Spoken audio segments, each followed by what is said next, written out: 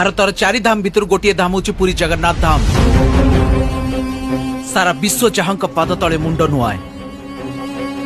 ओडिशार खोर्धा पाइकंक भୟରେ ग्रीक रो आलेक्जेंडर भी ओडिशा आसिया को भय करथिले। ओडिशार रसगोला को किए मोर बोली कही गर्व करुछि त पुणी आउ किए कहूछि ओडिशार कवि जयदेव भी आमर आउ गीत गोविंद भी आमर। आपण जानिचंती जो हॉकी खेल ए देशर जातीय खेल तार मेन स्पॉन्सरशिप भी एई ओडिशा।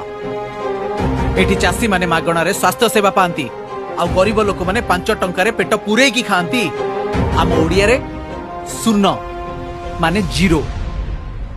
सारा पृथ्वी को ओडिया माने ही सिखैचंती।